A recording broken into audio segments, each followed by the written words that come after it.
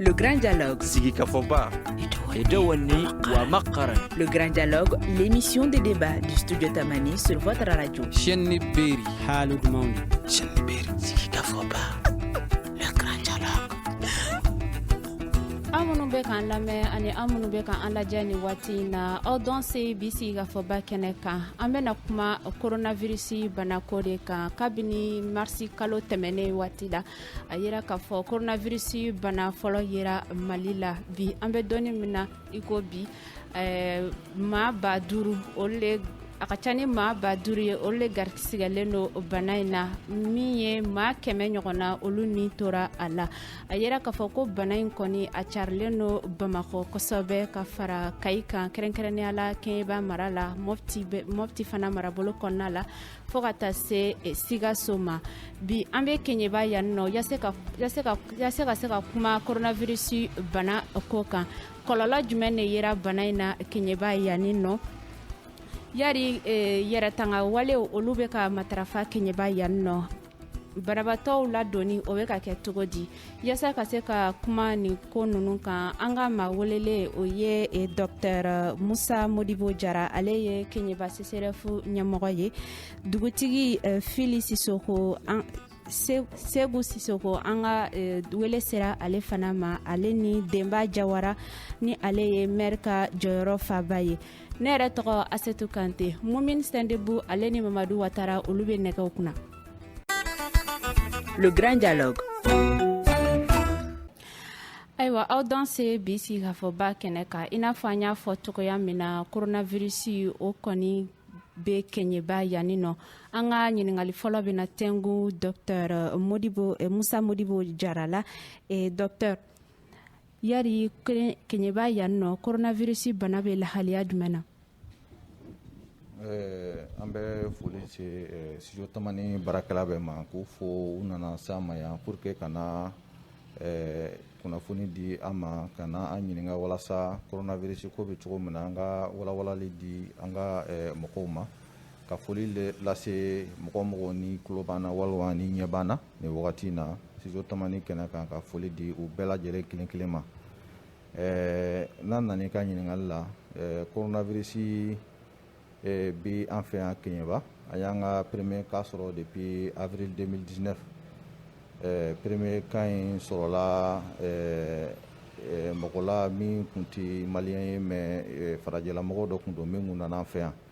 bon depuis o don fo ka n'a bila bi la dɔ de farala cas ninnu kan dɔɔni an bɛ don min na bi mɔgɔ min ni a sera ka tester ka kɛ positif ye an fɛ yan Kɛɲɛba a bɛ se mɔgɔ 297 ma nka an bɛ Ala fo ni mɔgɔ fɛn o fɛn ni a kɛra positif ye mɔgɔ si ni ma to a la donc a bɛɛ kɛnɛyara u traitera ka kɛnɛya an bɛ don min na ko bi an ka mɔgɔ 5 de bɛ minnu bɛ ka traitement kɛ coronavirus kan donc an bɛ se k'a fɔ dakuruɲɛ 2 la coronavirus bɛ cogo min na Kɛɲɛba nin y'o dakuruɲɛ 2 ye. Ayiwa dugutigi docteur bɔra k'a fɔ sisan ko min kɛra sababu ye ka na ni bana ye dugu kɔnɔ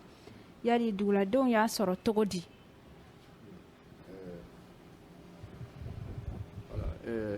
Studio Tamani sera ne la foli bɛ s'aw ma fɔlɔ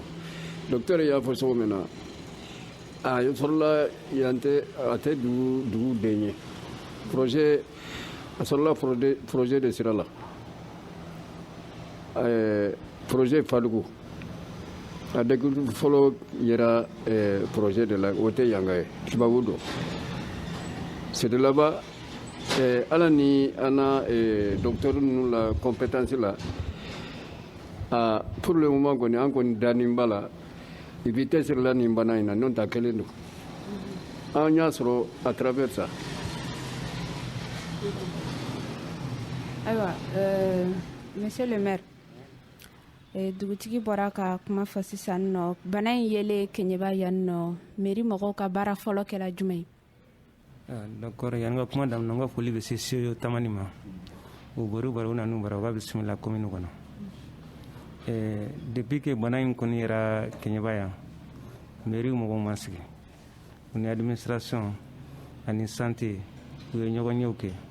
pour que ka disposition ta bana in bɛ se ka dan sira la cogo min o dun kɛra docteur yɛrɛ bɛ yan u y'i sɔkɛ bɛɛ kɛ ONG mun fana bɛ yan u ye dɔ kɛ projet mɔgɔw u ye an dɛmɛ ka matériel d'a ma assainissement matériel mun b'an tanga eau de javel b'o la kiti b'o la safunɛji b'o la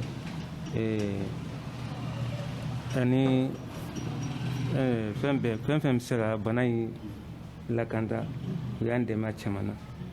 na service daw la yɔrɔ ɲɛnamaw fɛn fɛn bɛ dugu kɔnɔ dubaw kɔnɔ tego jimina sigira bɛɛ la donc ka eau de javel fana di surtout dans les mosquées et dans les marchés en tout cas an y'o disposition ta mairie fana se kɛra mun ye a y'o kɛ yali dugu kɔnɔna la a yira k'a fɔ u bɛ k'a fɔ ko u ma kunnafoniya ma di u ma coronavirus bana ta fanfɛla la yali sensibilisation kɛra wa sensibilisation kɛra fɔra radio la passera radio la k'a fɔ dugu kɔnɔ fana mobili delila ka micro bila mobili kɔnɔ ka passer ka bana in ɲɛfɔ mɔgɔw ye pour que u ka se ka faamu ani couvre-feu wagati la bɛɛ b'a kalama bɛɛ y'a dɔn k'a fɔ bana in ye fɛn mun ye donc information kɔni passera a matarafa ko sa o bɛ population yɛrɛ de bolo voilà yali distribution de masques kɛra nu datugulanw dira mɔgɔw ma o dira mɔgɔw ma au niveau de la mairie a nana stocké donc ka tilala mɔgɔw ni ɲɔgɔn cɛ couche fɛn fɛn na kan ka k'a dira couche ɲɛmɔgɔw ma u b'a tila mɔgɔw ni ɲɔgɔn cɛ dugutigi o yɔrɔ ta fanfɛla la maire bɔra k'a fɔ ko masque dira mɔgɔw ma yali b'a kuma sɛbɛntiya n b'a sɛbɛntiya parce que ne ye dugutigi ye ne ye quartier 4 de bɛ ne fɛ yan Keɲeba yan a bɛɛ ye carton sɔrɔ carton belebeleba dɔ koyi par quartier il y a distribué il y a carton di quartier au quartier carton kelen bon les conseillers aussi il y a tila sigida yɔrɔ bɛɛ de la bon bɛɛ ani min tɛ coronavirus ye anw fɛ yan i ɲa bɛ poussière la cogo min na ni man contre poussière in dun a kɛra an bolo dalimɛ yɛrɛ de sisan ni mɔgɔ kɔni bɛ kisi coronavirus ma an bɛ nin matarafa kan de koyi parce que c'est nous ici i bɔra belebulu in fɛ sisan i bɛ fiɲɛ de sɔrɔ i bɛ poussière de sɔrɔ comme je vous l'ai dit comme sage kuma ma kuma lɔnbaliya tɛ et que alu nana yan tamani mɔgɔw vraiment a diyara n ye ka bɔ ɲa ma coronavirus ko an dalen de b'a la an b'a matarafa fana i y'a mɛn an b'a ko a règle ninnu docteur ninnu b'a fɔ an ye cogo min na an b'a fɔ sigida la yɛrɛ yɛrɛ de bɛɛ b'a matarafa a b'a matarafa mais est ce que duguladenw dalen don a la ko bana in bɛ yen a dalen b'a la parce que a fɔlɔ-fɔlɔ la a dalen b'a la cogo di ala de y'an nin nɛnɛ wagati yɛrɛ de a commencera ka fanga sɔrɔ sinon an ye siraw tigɛ wagati dɔw la i y'a mɛn ni bɛ bana la ala ni docteur ninnu la compétence i b'a dogo i b'a tigi mara k'a sɔrɔ a ma wa i ba parce que ni n'a yɛrɛ i la ni olu ninnu la compétence tɛ n'olu mu a tagabolo faamu laban na i bɛ kɛ sira ɲuman mɔgɔ ye n'a yɛlɛ quartier yɛrɛ min na est ce que mɔgɔ bɛ si o yɔrɔ la olu la baara tagabolo de sinon tiɲɛ don a bɛ kɛ ni yɛrɛ de même ma kɛ ɲɛba ci mais sutura la i b'a tigi furakɛ a bɛ kɛnɛya sutura kɔnɔ a tɛ wɔ i ba parce que une fois que n'a jɛta mɔgɔ kelen na hali quartier kɔnɔ quartier min na bɛɛ bɛ ye bila parce que bana min don n'an dalen t'a la i y'a dɔn o tɛ na kɛ i bɛ kɛ mɔgɔ ma siran mɔgɔ de ye donc c'est an dalen b'a la an y'a ye k'a fɔ Keɲeba dama ka ca yan nɔ a bɛɛ min baarakɛla yari aw sera ka olu lafaamuya cogo di sensibilisation kɛra cogo di an ye sensibilisation kɛ tɔnbulumaw de b'an bolo jura ninnu la an ye sensibilisation di tɔnbulumaw ma i y'a mɛn hali tɛgɛlako minɛn ninnu a jura bɛɛ tɛ dɛ mais jura dɔw bɛ n'i bɛ don i bɛ tɛgɛlako minɛn sɔrɔ à l'entrée n'i bɛ na don jura la i bɛ tɛgɛ ko ka don jura la o kɔni tɔnbulumaw la sarijɛni b'o la parce que caman bɛ na anw fɛ yan information pour que ka so jura kɔnɔ la tɔnbulumaw de bɔ kɛ docteur CCRF la aw ka yɔrɔ la yara aw ye sensibilisation fana kɛ wa a b'a kɛ cogo di n bɛ fɔ ɲininkali la sensibilisation kɛra dɔgɔtɔrɔw fɛ mais sensibilisation fanba kɛra an ka leader communautaire fɛ ani Recotrade parce que partenaires y'an dɛmɛ ka message kɛ radio kan an yɛrɛ en tant que technicien an ye message labɛn ka di an ka leaderw ma notamment Recotrade ani société civile donc pour que ka message di an ka radio bɛɛ la pour que radio ka diffuser o kɔfɛ fɛnɛ affiche kɛra département yɛrɛ fɛ n'o ye département ministère de la santé o ye affiche dilan a ka service da n'a fɔ Sinex ka affiche bila ka na donc an ye affiche nɔrɔ an ka dɔgɔtɔrɔso bɛɛ la ka nɔrɔ dɔgɔtɔrɔsoba la ka nɔrɔ an ka CESCOM bɛɛ la o kɔfɛ fɛnɛ partenaire wɛrɛw fɛnɛ ye affiche dilan i n'a fɔ Bitugol ka affiche bila ka na ka nɔrɔ dugu kɔnɔna fan bɛɛ donc sensibilisation kɛra pratiquement leaders religieux leaders communautaires les leaders administratifs et politiques vraiment bɛɛ sensibilisation kɛ mais fɛn min don mɔgɔ mana kɛ cogo cogo i b'a sɔrɔ dɔ bɛ yen a ti mɛnni kɛ a bɛ faamuya ka gɛlɛn a bɛ mɛn ka kuma bɛ mɛn ka fɔ a ye yɔnni a ka da la o bɛ k'an sɛgɛn o kɔfɛ fɛnɛ mɔgɔw fɛnɛ bɛ kunnafoni jugu minnu fɛnɛ bila réseaux sociaux kan donc o fɛnɛ bɛ k'an sɛgɛn o b'a to caman bɛ yen u ti da bana in na mais halisa sensibilisation bɛ ka continuer walasa vraiment faamuyali bɛ se ka sɔrɔ bana in na ka taa fɛ. docteur an y'a ye k'a fɔ bana in a carilen dugu kɔnɔ yɔrɔ dɔw la mɔgɔ dɔw bɛ siran ka taa dɔgɔtɔrɔso la ka taa u furakɛ ko n'u taara ko a bɛ taa fɔ ko bana in bɛ ye u la yari a y'o cas sɔrɔ yan wa. an y'o cas sɔrɔ mais yɔnna an ka fɔlɔ la bana coronavirus bɛ a bɛ an ka sigida la a bɛ Kɛɲɛba mais an y'a fɔ sisan mɔgɔ 297 donc dɔɔni ka jɛ mɔgɔ 300 la mais an bɛ fɛ ka faamuya di a kan ni fanba ye mini baarakɛlaw ye a fanba ye mini baarakɛlaw ye et puis mini baarakɛla minnu don minnu bɛ mini baara kɛ orpaillage traditionnel kɛ olu tɛ orpaillage moderne yɛrɛ don c'est à dire société minnu bɛ yen n'o bɛ mini baara kɛ yan a fanba ye olu ka baarakɛlaw de ye donc an b'o précision de k'a fɔ c'est à dire a tɛ n'a fɔ ko bana bɛ fɛn don dugu kɔnɔna yɛrɛ de la mais mini baarakɛlaw don o y'an dɛmɛ walasa ka se ka bana kunbɛn a kana se ka yɛrɛ kɛ parce que olu ka mɔgɔ. kun jumɛn y'a to mine moderne na a cayalen don yen nɔ ni mine artisanal ye. kun min y'a kɛ o ye surtout olu ka mobilité c'est à dire u ka baarakɛlaw pratiquement u ka baara taabolo ye min ye n'u ye dɔgɔkun 2 ou bien dɔgɔkun 3 kɛ ka baara kɛ u bɛ dɔgɔkun 2 d'u ma bon u ka baarakɛla min bɛ résider Kɛɲɛba kɔfɛ o de ka ca ka tɛmɛ min bɛ résider Kɛɲɛba donc n'u ye u ka breaking sɔrɔ 2 semaines ou bien 3 semaines u bɛ taa u ka denbaya la u kɔni u bɛ taa Mali fan bɛɛ Bamako b'a la Segu b'a la Sikaso b'a la Kayi b'a la mais à leur retour n'u bɛ segin donc u ti sɔn u ka don u ka site kan fo ka dépistage kɛ donc u bɛ dépistage bɛ k'u la k'a sɔrɔ tamasiyɛn yɛrɛ t'u la donc dépistage systématique de don o dépistage in de senfɛ donc tuma bɛɛ cas dɔ tun bɛ ye ni dɔ seginna ka na yɔnni a ka baara daminɛ donc cas dɔ tun bɛ ye donc o de ye mobilité u bɛ va et vient min kɛ u ka denbaya ni baara yɔrɔ cɛ donc an hakili la o de ye fanba ye bana in sababu ye. o faamuyara monsieur le maire hakilina jumɛn b'e la docteur ka kuma la sisan. effectivement a ye mun fɔ o de don parce que min nin filɛ nin ye nationalité bɛɛ de bɛ yen o bɛ bɔ continent fan bɛɛ la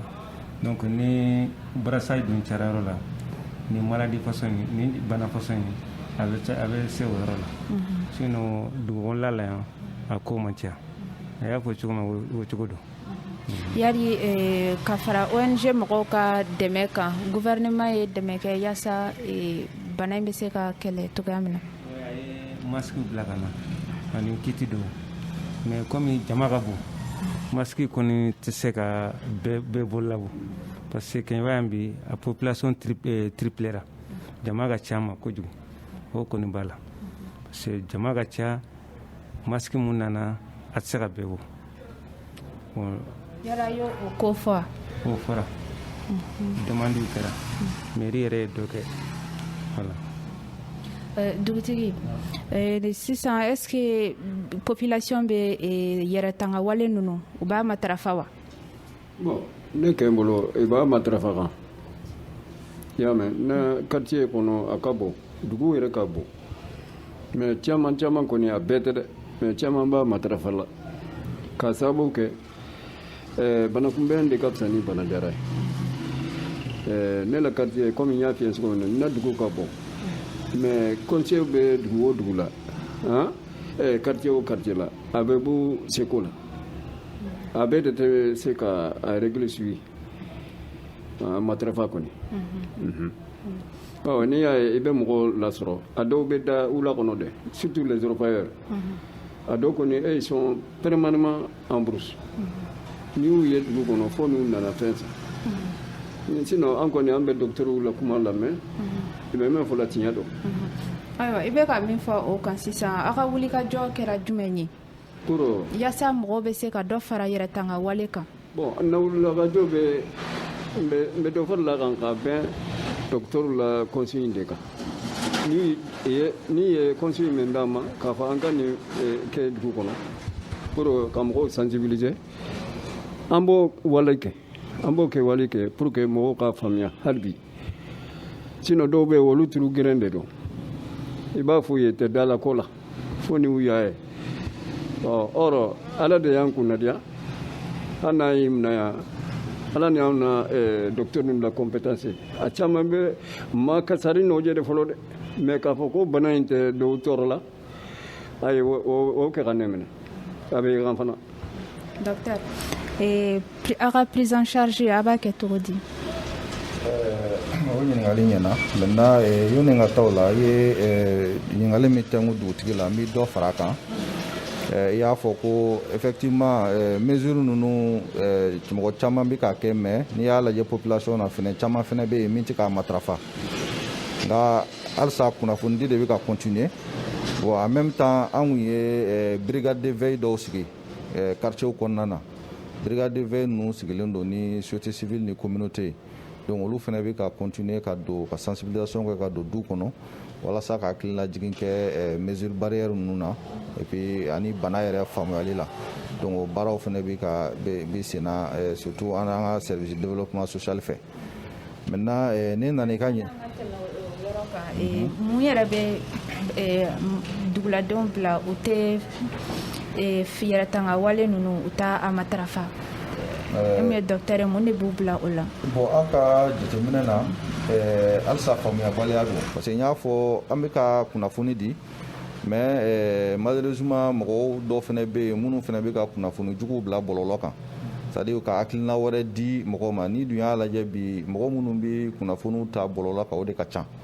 donc bɛɛ b'i sigi i ka telefɔni kan ka fɛnw lajɛ mais u t'a sɛgɛsɛgɛ k'a fɔ est ce que kunnafoni ɲuman don ou bien kunnafoni jugu don donc o de bɛ k'an sɛgɛn kosɛbɛ donc u bɛ min mɛn o kan caman hakili la n'u ye fɛn min ye bɔlɔlɔ kan o ye lakika de ye o ye parce que internet don u bɛ da o la ka tɛmɛ an bɛ min f'u ɲɛna kan donc a ye fɛɛrɛ jumɛn sɔrɔ o la? an bɛ fɛɛrɛ min sɔrɔ o la o ye halisa a fɔlɔ an bɛ ka kunnafoni di min kɛ ka kɔrɔ ka dɔ fara o kan a filanan an fana b'an sen don bɔlɔlɔ utiliseli la pour que an fana bɛ kunnafoniw bila an ka ka groupe minnu créer ani an fana ka pagew kan an fana bɛ kunnafoni sanumanw bila walasa vraiment kunnafoni bɛ se ka sɔrɔ cogo min na donc ani an ka mɔgɔ minnu fana n'u sigilen don kɔfɛla la i b'a fɔ ko ressortissants minnu bɛ kɔfɛla la olu fana impliqué voilà walasa olu fana ka an dɛmɛ kunnafoni dili la sigidaw la donc i da sera ma k'a fɔ bana ni a jouera an ka activité ka kosɛbɛ parce que waati dɔ la a y'an ka fréquentation diminuer parce que mɔgɔw y'a bila u hakili la k'a fɔ ni banana n'i nana dɔgɔtɔrɔso la dɔrɔn u bɛna i minɛ k'a fɔ ko coronavirus b'i la bon o tun ye faamuyabaliya ye donc hali ni min farigami min na o tigilamɔgɔ kun tɛ sɔn ka na dɔgɔtɔrɔso la parce que o hakili la dɔrɔn n'i nana dɔrɔn u bɛna coronavirus galon ta ka da i la donc je crois que faamuyaliw kɛra o la maintenant a ko bɛ ka sira sɔrɔ sisan dɔɔni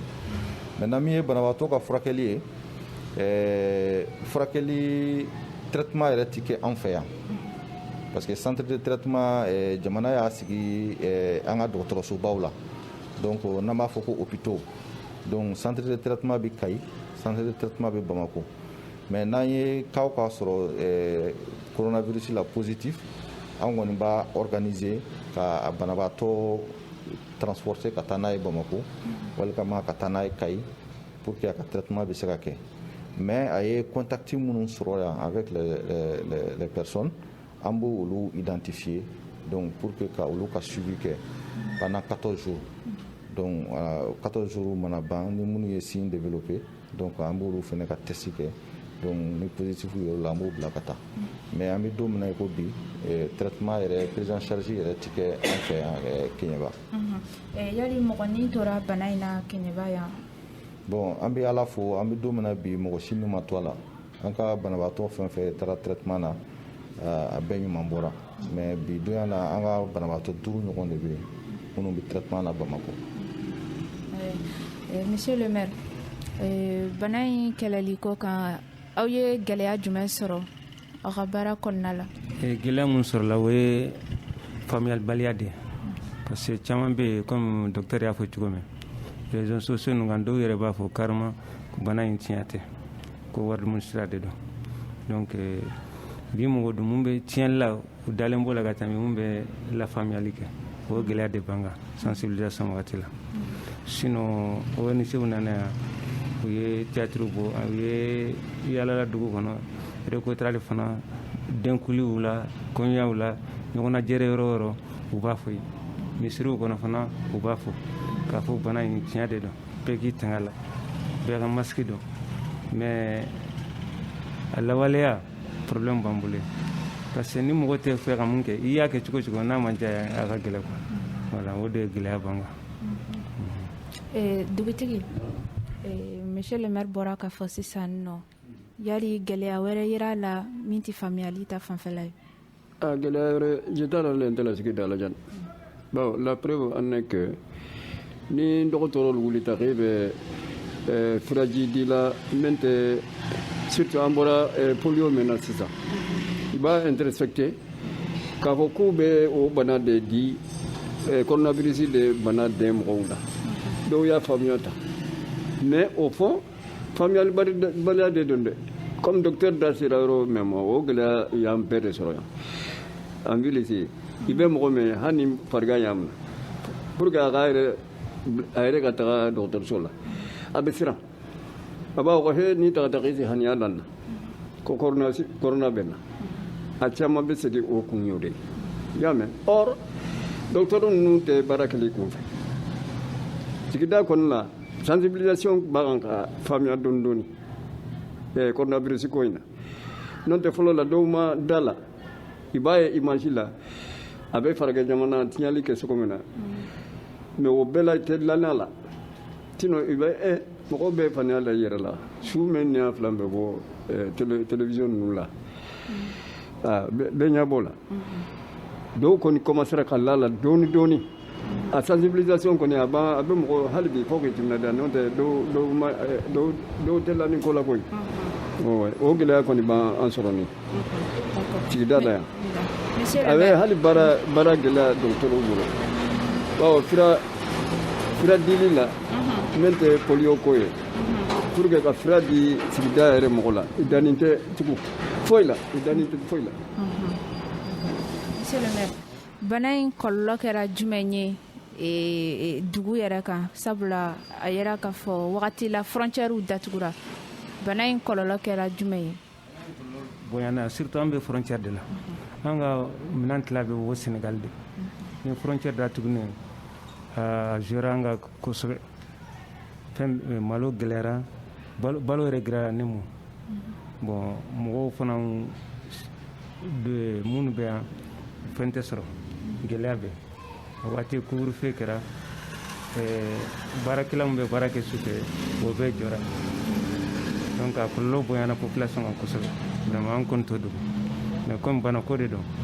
an wajibiyalen don ka sɔn a ma parce que an yɛrɛ ni lakana ko de don sinon n'o tɛ kɔni a kɔlɔlɔ bonyana kosɛbɛ école datuguna denmisɛnw ka kalanw a sera bɛɛ kan mais comme diɲɛ bɛɛ de don pandémie de don a bɛ diɲɛ yɔrɔ bɛɛ de donc an fana y'a kɔlɔlɔ in kɔni an y'a ala timi an seko la. Docteur e bɛ se ka mun fɔ a kɔlɔlɔ ko kan dugu kɔnɔna la. Bon kɔlɔlɔ ko la an ka kɔlɔlɔ fɔlɔfɔlɔ n bɛ min dɔn kosɛbɛ kosɛbɛ o ye kɛnɛya ta ye n bɛ fɔlɔ o la n y'a fɔ a kɔlɔlɔ fɔlɔfɔlɔ kɛra mun ye a kɛra sababu ye an ka population ye dɔgɔtɔrɔso abandonné parce que mɔgɔw tun tɛ taa dɔgɔtɔrɔso la tugun hali an bɛ baara minnu kɛ ka kɔrɔ n'u dɔnnen don i n'a fɔ musokɔnɔmaw ka peseli i n'a fɔ denw ka bolocili hali jiginniw c'est-à-dire a jouera bɛɛ kan olu mɔgɔw tun tɛ taa o la tugun mɔgɔ min bɛ taa a ka dɔgɔn kosɛbɛ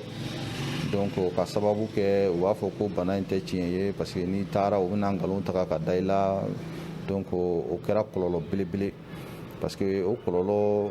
bɛ se ka taa fo yɔrɔ jan parce que muso min n'a ma taa peseli la a bɛ se ka kɛ a ka kɔnɔbara tɔ bɛ gɛlɛya donc jiginni bɛ se ka gɛlɛya alors que n'a kun taara o bɛ se ka ye joona o ye fɔlɔ ye filanan fɛnɛ denmisɛnninw ka laadala boloci an y'a ye k'a fɔ fɛn in kɔnɔna na an taara bolocilaw taara dugu dɔw la dugu yɛrɛ bɛɛ de banna k'u tɛ boloci parce que u ye jaw bila réseau bɔlɔlɔw sanfɛ k'a fɔ ko vaccination bɛna kɛ boloci dɔw bɛna kɛ k'u bɛna coronavirus de kɛ mɔgɔw la donc o kɔnɔna na ni bolocilaw taara i b'a sɔrɔ dugu bɛɛ bi ban boloci ma alors que o boloci ninnu bɛ kɛ bana minnu kama o banaw dɔnnen don o bana ninnu ye tiɲɛni kɛ min ka jugu ni coronavirus ta ye donc bana ninnu bɛ ka silatunu ka sababu kɛ boloci ye mais ni ban nana kɛ olu boloci kɛli ma coronavirus kama an tɛ ala deli n'o bana ninnu sigira a bɛ kɛ kojugu ye an bolo donc o fɛnɛ kɛra a kɔlɔlɔ dɔ ye donc o kɔfɛ fɛnɛ monsieur le maire da sera ma an ka sigida yɛrɛ bɛ cogo min na an bɛ frontière la ani Sénégal cɛ ani la Guinée cɛ donc frontière datugu kɛra sababu ye ka vraiment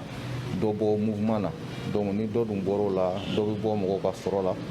donc a bɛ dɔ fara sigida gɛlɛya kan donc en tant que an yɛrɛ ye sigida den dɔ ye an fana y'o gɛlɛyaw resenti donc k'a fɔ vraiment gɛlɛya donna fɛn dɔw la ka sababu kɛ bana in taabolo ye o kɔfɛ fɛnɛ an yɛrɛ minnu ye dɔgɔtɔrɔ ye an fɛnɛ ka baaraw cayara parce que an obligera ka baaraw taabolo yɛlɛma ka sanga bana in tiɲɛ o ma parce que an ye yɔrɔ dɔw renforcer notamment an ye dɔgɔtɔrɔ dɔw bila ka taa sigi frontière daw la n'an b'a fɔ cordon sanitaire walasa mɔgɔ minnu bɛ don ka bɔ an kɛrɛfɛ jamanaw na ka don pour que ka se ka olu contrôler donc olu nana dɔ fara an ka baaraw kan bon an yɛrɛ ka baara yɔrɔw fana na dɔ fara olu kan donc vraiment o bɛɛ bɛ se ka kɛ jate kɔlɔlɔw fɛ. e bɛ se ka mun fɔ bana in kɔlɔlɔ ko la dugu kan ka d'a kan frontières datugu la wagati la. frontière datuguna wagati min na o wagati yɛrɛ la ne yɛrɛ fɛ wolofaw tɛ bɔ ne bara olu hali tɛntɛn wolofaw bɛ dugu kɔnɔ yan i bɛ na feere la samara feerew ani maquillage bukulu ninnu bon mais sisan i k'a dɔn frontière fermée tɛ hali tɛ n'i bɔra dugu in kɔnɔ i bɛ wolofaw mɛn a ka ca plus le Guinée ninnu fana tɛ bɔ yan olu yɛrɛ bɛ na sɔnni baara la yan ne kɔni anw ye laɲini min kɛ a ko kɔnɔ gɛlɛya in an bɛ se ka kisi mɔgɔ bɛ ala deli la o misiri ka dɔgɔ an n'a alimamiw tɛ dugawu kɛ nin bana in na ko alaman bɛ se ka an kisi a kɔlɔlɔ ma an bɛ dugawu k'a la o misiri tɛ yen a dugawu sali man kɛ ka ban fo ka dugawu kɛ bana in na ala k'an kisi a ma hali bi an bɛ ala deli a kɔlɔlɔ ala k'an kisi a ma dɔrɔn. Docteur an bɛ donni min na i ko bi yɔrɔ an bɛ se k'a fɔ ko bana in a bɛ ka se ka kɛlɛ kɛɲɛba kɔnɔna la wa? Bana bɛ ka kɛlɛ nka b'a la parce que an minnu ye dɔgɔtɔrɔw ye ani sigida ɲɛmɔgɔw dugutigi ni merilakaw ni kɔmandanw ani an ka diinɛ ɲɛmɔgɔw musokuntigiw jeunesse ɲɛmɔgɔw ani an ka partenaires an bɛɛ bɛ ka kɛlɛ c'est-à-dire an bɛ ka dɛmɛ an bɛ ka kɛlɛ kɛ nka ni population ma faamuya sɔrɔ ka tugu an kɔ a bɛ kɛ i b'a fɔ sanjikɔrɔ wɔsi parce que fɛn min don bana bɛ yen mais kunbɛcogo bɛ a la kunbɛcogo min ni musaka yɛrɛ caman t'a la kunbɛcogo min fɔra n'i y'o o labato a ɲɛ ma a ka ca la i b'i kisi bana in ma mais maire ou bien commandant ou bien dɔgɔtɔrɔ ou bien dugutigi i tɛna se ka taa mɔgɔ minɛ k'a fɔ k'a bɛ masque don i nun na jakusa ou bien k'i minɛ k'a fɔ k'a b'i tɛgɛ ko jakusa f'i yɛrɛ k'a dɔn k'a fɔ de ni mesure barrière ninnu kɛ ne bɛ se ka n yɛrɛ tanga n bɛ n ka denbaya tanga n bɛ n ka sigida tanga bon n'i y'o dɔn i b'a dɔn k'a fɔ i kan k'o wale kɛ walasa kɛnɛya bɛ se ka na bon tant que u ma an faamu ka taa o sira kan an kɔni bɛ kunnafoni di k'a kɛlɛ mais a bɛ kɛ sanjikɔrɔ wɔsi an bolo. Ayiwa donc fɛɛrɛ jumɛn de b'aw bolo sisan yaasa population bɛ se ka fara aw kan ka bana in kɛlɛ? Fɛɛrɛ min b'an bolo o ye halisa lafaamuya ye an y'a fɔ an bɛ continuer ka kunnafoni di kunnafoni bɛ ka di arajow la caravane bɛ ka kɛ brigade de surveillance bɛ ka baara kɛ an filaw yɛrɛ ka kɛnɛ min kan nin ye a taabolo dɔ ye pour que ka se ka faamuyali kɛ donc an bɛ kunnafoni di walasa halisa faamuya de ka sɔrɔ u k'a dɔn k'a fɔ bana in ye tiɲɛ de ye bana namaralen tɛ a b'an ka sigida la bon mun bɛ se ka bɔ an ka sigida la o ye an yɛrɛ de ye donc vraiment k'o faamuya de sɔrɔ donc an ka mesure minnu fɔra an k'o labato walasa an bɛ se ka kisi bana nin ma an kɔni tɛ sɛgɛn o la an bɛ continuer o kunnafoni di fɛ ni an ye dɛmɛ min sɔrɔ ka se ka tɛgɛko minɛnw ou bien masque di yɔrɔ minnu na an b'o di ou bien ka gel di an b'o di dɛmɛbagajɛkulu fana bɛ k'an dɛmɛ o la dɔɔni dɔɔni an b'olu fana di o yɔrɔw la walasa a bɛ se ka faamuya. Halisa masques bɛ ka di wa? An bɛ don min na bi ko bi masque distribution nɔgɔyara dɔɔni parce que waati dɔ la a kun distribuera kosɛbɛ an kun ye dɛmɛw sɔrɔ jamana fɛ ani partenaires fɛ donc distribution kun kɛra kosɛbɛ pratiquement distribution kɛra fan bɛɛ mais an bɛ don min na ko bi distribution nɔgɔyara dɔɔni mais o n'a ta bɛɛ kelen-kelenninw bɛ ka kɛ donc hakili la mɔgɔ caman déjà masque bi mɔgɔ caman bolo parce que masque minnu dira a caman ye masque kotaw ye donc ni a nɔgɔyara i bɛ se k'a ko ka tila k'a utiliser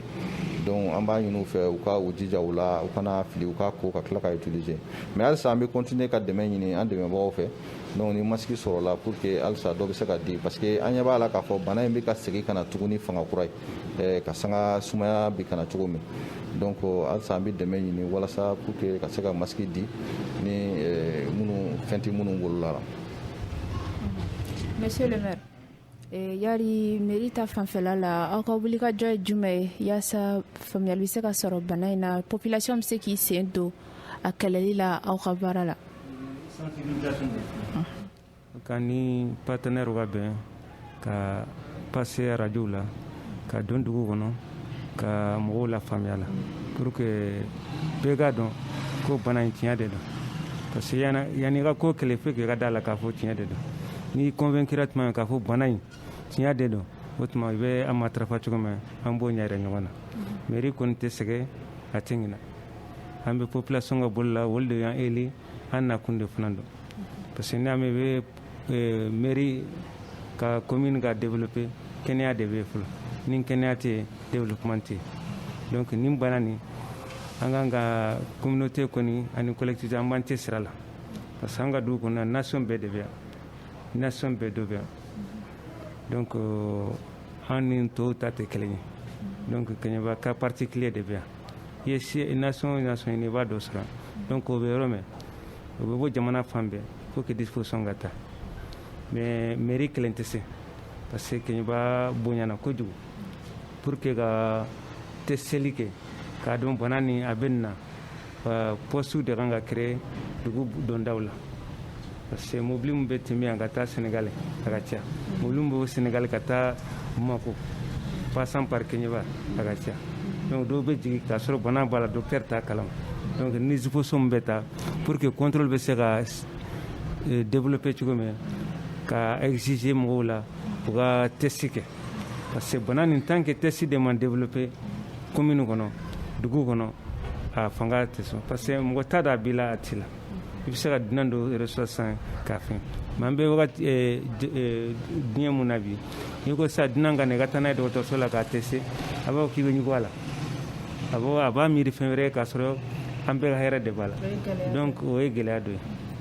jama fana ka ca minɛn minnu sigira sugu kɔnɔ par exemple dɔw bɛ na u bɛ dan sugu kɔnɔ de tɛ se yɔrɔ si donc ni disposition bɛ taa sugu kɔnɔna na pour que an ka ɲɔgɔn dɛmɛ o fana na kiti ka ca ye tekoji a ka kɛ da la ka kɛ obligation ye mais bi mɔgɔ dun tɛ sɔn